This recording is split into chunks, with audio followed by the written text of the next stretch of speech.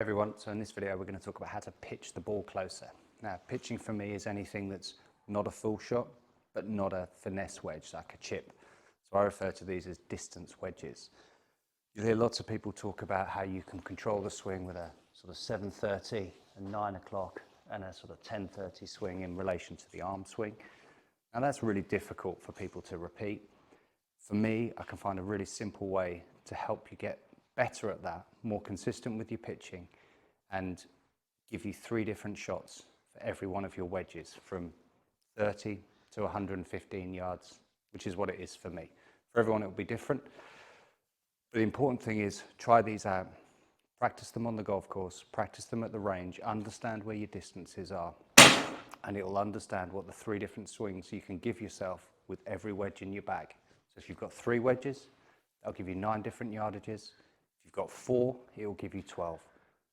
So let's have a little look at how we can do this and really take your pitching to that next level and help you hit the ball closer and shoot better scores. So how do we control it? Well, let's control it in setup. The easiest way for me is to try and control things in setup rather than worrying about how we can control it by moving our arm swing slightly differently. So the first one for me is what I call my sort of very short pitch shot. So for me, this is around about sort of 30 to 45 yards, something where you don't really want to chip it. But with my 58-degree wedge, this will give me 35 yards for me. So the way we can control that in setup is if we narrow our stance down, so we have one club length, one club head, distance between both our feet. Just flare the left foot, the lead foot out slightly, and grip all the way down the bottom of the shaft. If we get this right in setup, it will automatically control how far back we swing the club head.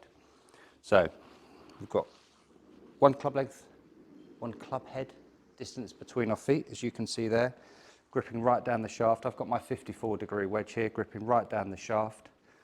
Set up to the ball, have your weight forward, and I would always keep my pressure on my left side. So I've probably got 60% of pressure on my left side, 40% of pressure on my trail side.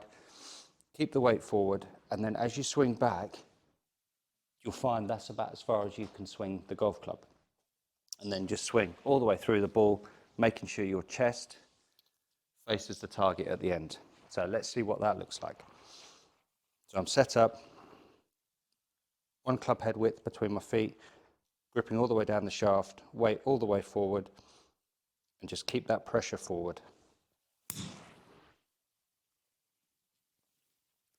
You see I finish with my chest facing the target, nice descending blow on the shot. That then gives me the ability to be able to control that more consistently. And if I finish with my chest facing the target, I know I've committed to the shot.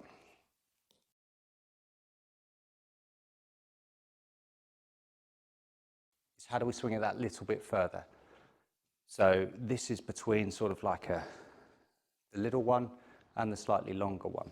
So for me, again, let's do it all in setup. Let's make things as simple as we possibly can in setup. Set up to the ball. This time I'm going to go with 2 club head lengths between my feet. Again, that lead foot slightly flared out. Pressure forward onto that lead side. Again, we've got 60% on the left, on the lead side, 40% on the trail side. This time I'm gripping in the middle of the grip. And just by making these setup changes, I'll naturally swing it further than I did with the other one. And then same thing, just commit to the target, finish with your chest facing the target. So let's see what that looks like. Set up to the ball. I've got 2 club head widths between my feet, halfway down the shaft. Pressure forward.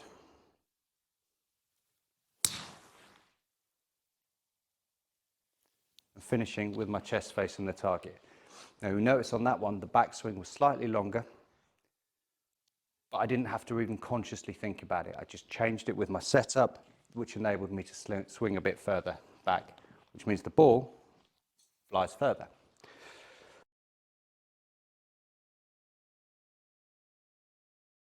The final one, and I think you can see where this one's going.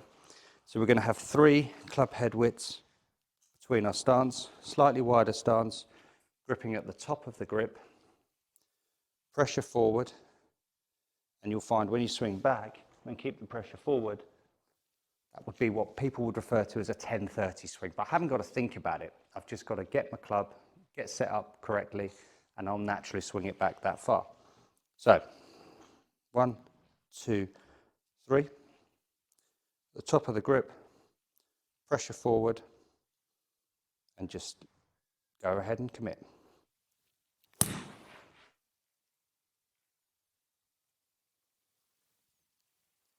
you can see on that one, I swung it back slightly further, but I didn't have to consciously think about it. I just was able to pick it up in setup changes.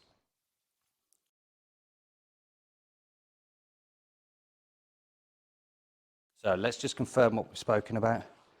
We've got 1 club length, bottom of the grip, 2 club head distances, middle of the grip, and finally 3, and at the top of the grip. And just by making those really simple changes in setup, it will give you the ability to be able to control your pitching. Get to the range, get out onto the course, figure out how far it goes with each club, and then you'll guarantee to improve your pitching.